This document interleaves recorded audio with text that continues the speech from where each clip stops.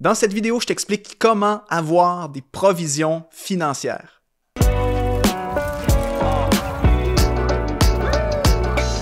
Bonjour à tous, heureux de vous accueillir dans l'émission Prochain Niveau. Ici Mathieu Desroches et aujourd'hui, je veux t'expliquer de façon concrète comment tu peux avoir davantage de provisions financières dans ta vie. Et vous savez, un des sujets que j'aborde régulièrement dans l'émission Prochain Niveau, c'est la gestion de nos finances personnelles parce que je crois que c'est un domaine qui est extrêmement important et dans lequel on doit tous progresser aussi en tant que disciples pour gérer nos finances d'une façon saine et d'une façon qui s'aligne également avec les principes de la parole de Dieu. Et donc aujourd'hui, je veux vous expliquer concrètement comment c'est possible d'avoir plus de provisions financières et la réponse que je vais vous donner, en fait, va peut-être vous surprendre, c'est que bien souvent, la provision, elle est déjà là et il faut simplement être plus intentionnel pour utiliser sagement les ressources qui sont à notre disposition.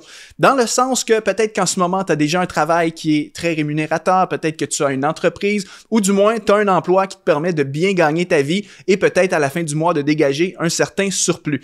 La clé pour bâtir cette provision financière, c'est d'augmenter ce que j'appelle ton taux d'épargne. Et je vous réfère à la vidéo numéro 17 qui s'appelait « La différence entre épargner et investir ». Dans cette vidéo, en fait, je vous avais enseigné c'est quoi épargner et c'est quoi investir. En fait, ce sont deux disciplines distinctes, mais qui sont très, très importantes. Et donc, la clé pour avoir plus de provisions financières, c'est d'augmenter ta capacité d'épargne mois après mois. Et pour cela, bien évidemment, ça va demander une bonne maîtrise de ses finances, une bonne discipline aussi, parce que bien souvent, notre capacité à mettre de l'argent de côté, c'est-à-dire à épargner, va être directement liée également à nos habitudes de dépenses. Donc, le gros problème d'une grande majorité de personnes en ce qui concerne les finances personnelles, c'est qu'on dépense tout simplement trop. On reçoit notre salaire, notre revenu et première chose qu'on fait, c'est qu'on dépense, on se fait plaisir, on achète des choses que parfois on n'a pas forcément besoin. Et qu'est-ce qui arrive à la fin du mois? Ben, c'est qu'il y a très peu de sommes disponibles pour mettre de côté et on n'arrive jamais à bâtir une certaine provision financière, un certain coussin financier. Donc, on se retrouve à être pris dans un engrenage où est-ce qu'on vit de paye, de salaire en salaire. Donc, j'attends le début de mois pour recevoir mon salaire parce qu'il ne reste presque plus rien dans le compte en banque.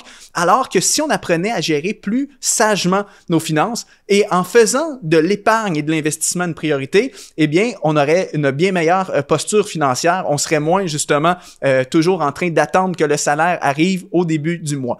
Donc, je vais vous en parler dans cette vidéo, mais juste avant, si la thématique des finances personnelles t'intéresse, sache qu'avec Luc Dumont et Exponentiel, on a créé une excellente formation en ligne sur le sujet, un cours qui s'appelle « Exponentialise tes finances », donc une méga formation de plus de 8 heures dans laquelle on t'enseigne un système complet pour créer un budget, définir tes priorités financières et avoir une bonne maîtrise de tes finances. Si cette formation t'intéresse, clique sur le lien dans cette vidéo. Et on a aussi préparé une formation gratuite, une masterclass de 1 heure que tu peux télécharger simplement en nous laissant ton adresse courriel. Les deux liens vers ces formations sont sous cette vidéo. Donc, si tu veux approfondir le sujet, va vite consulter ces différentes formations. Alors, comment on fait pour accumuler une certaine provision financière? Eh bien, il y a 4 types d'épargne qu'on doit mettre en place absolument dans notre vie.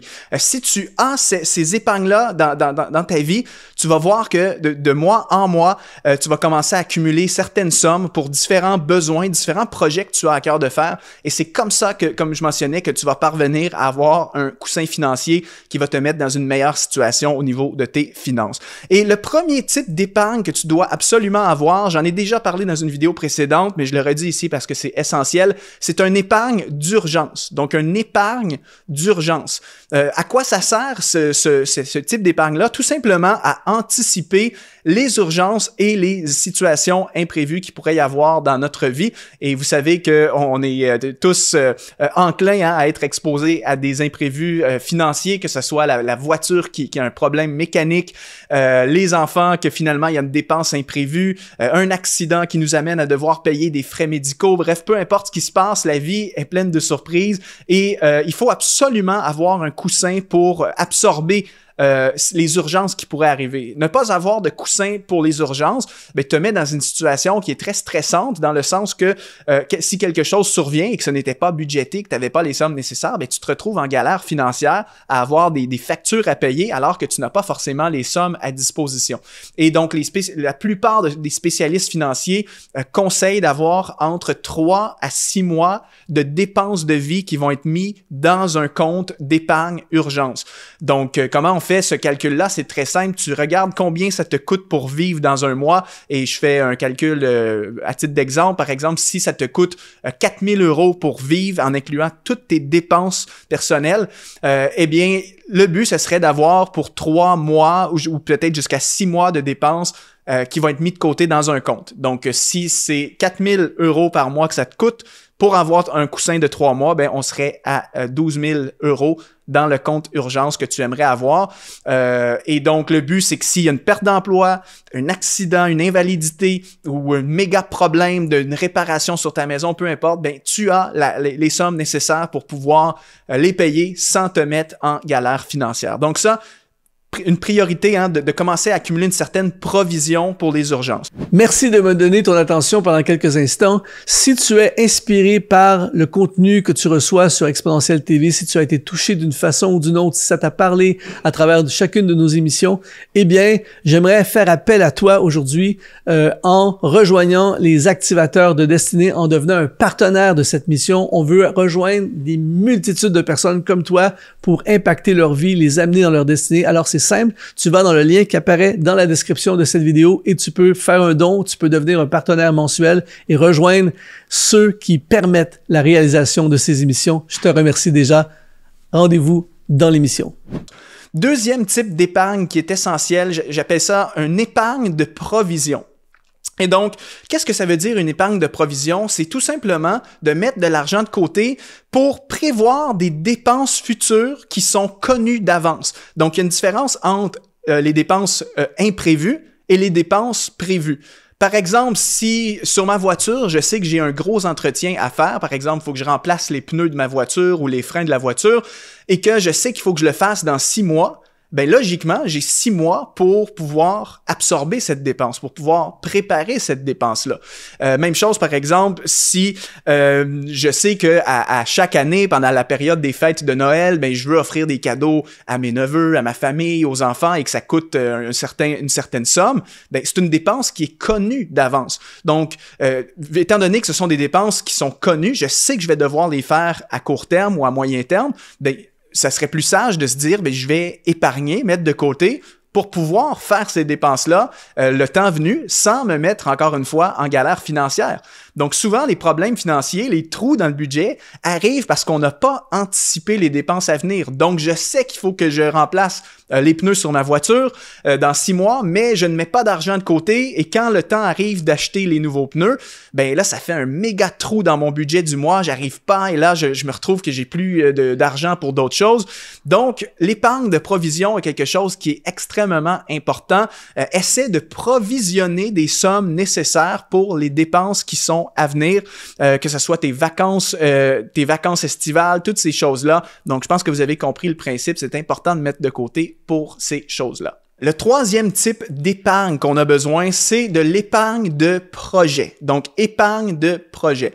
Ici, qu'est-ce que c'est? Bien, un projet, c'est quelque chose que tu veux réaliser et en général, un projet, c'est quelque chose de positif. Contrairement à jusqu'à maintenant, l'épargne d'urgence et l'épargne de provision, des fois, c'est des choses un petit peu moins positives dans le sens que ils mettent de côté pour des imprévus, donc c'est jamais quelque chose d'agréable d'avoir un imprévu, et mettre de côté pour des dépenses à venir, comme par exemple réparer ma voiture. Encore une fois, c'est pas quelque chose, ça me fait pas plaisir, moi, de devoir payer pour réparer ma voiture. Par contre, l'épargne de projet, en général, c'est un type d'épargne qui est positif et c'est en fait de mettre de l'argent de côté pour des projets que tu veux faire à moyen ou à long terme. Et le projet peut être en tout genre. Par exemple, si tu veux acheter une propriété et que tu veux commencer à accumuler une certaine mise de fonds, un apport de capital, eh bien, ton épargne projet pourrait être ça, je mets de côté dans le but d'acheter une propriété. Peut-être que tu veux faire un voyage à l'étranger pendant plusieurs mois et tu as besoin de mettre une bonne somme de côté pour absorber toutes tes dépenses et tout ça.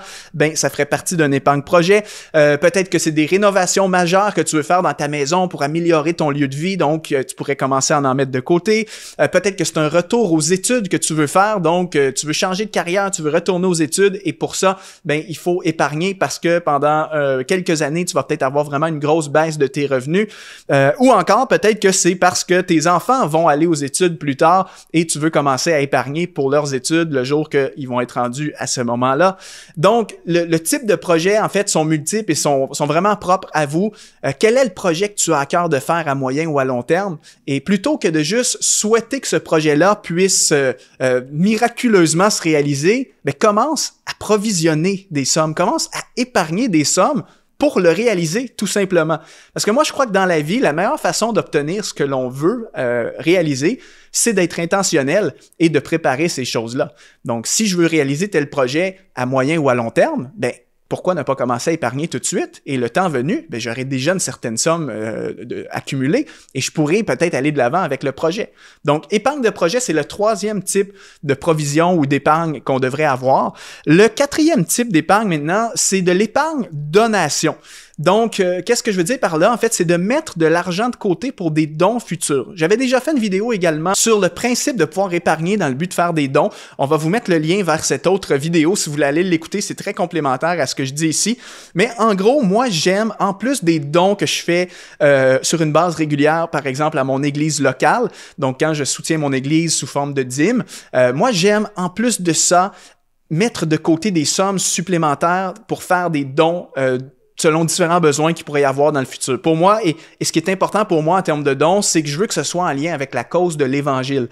Donc, que ce soit de soutenir les pauvres, aider quelqu'un dans le besoin, bénir quelqu'un bénir quelqu'un, un frère ou une sœur dans la foi, peut-être investir dans un projet qui permettrait à l'œuvre de Dieu de se développer, soutenir des organisations humanitaires à vocation chrétienne. Bref, tout ce qui contribue directement ou indirectement à véhiculer les valeurs du royaume et de l'Évangile, mais pour moi, c'est quelque chose que je veux pouvoir financer et être généreux envers ça. C'est pourquoi, en plus des dons que je fais sur une base régulière à mon église locale, j'essaie toujours de mettre de côté des petites sommes supplémentaires dans un compte épargne-donation, de manière à avoir toujours de l'argent disponible pour donner et encore une fois, ne pas me mettre en galère. Parce que, qu'est-ce qui arrive si, disons, dans ton église locale, ben, on fait une levée de fonds parce qu'on veut acheter un nouveau bâtiment et on sollicite l'église pour pouvoir financer le projet et que toi, tu es déjà en galère financière, tu n'as pas de somme de côté pour faire des dons de la sorte, mais qu'est-ce qui arrive? C'est que là, ben, tu y vas par la foi, dans le sens que, OK, je vais faire un don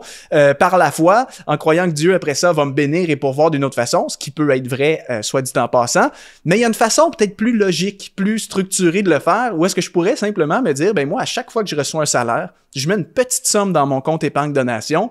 Le jour qu'il y a une cause, une levée de fonds, j'ai déjà de l'argent qui est disponible, donc je peux donner avec joie et avec foi aussi, en sachant que j'ai été prévoyant et j'ai pu mettre de côté pour cette cause-là. Un peu comme le modèle de Joseph, Joseph qui, en tant qu'intendant de l'Égypte, avait anticipé la famine qu'il y aurait dans le pays et donc avait rempli les greniers de blé, de toutes sortes de ressources. Et quand la situation est arrivée, ben, l'épargne était là. Donc, un peu comme Joseph, on devrait être prévoyant en termes de dons.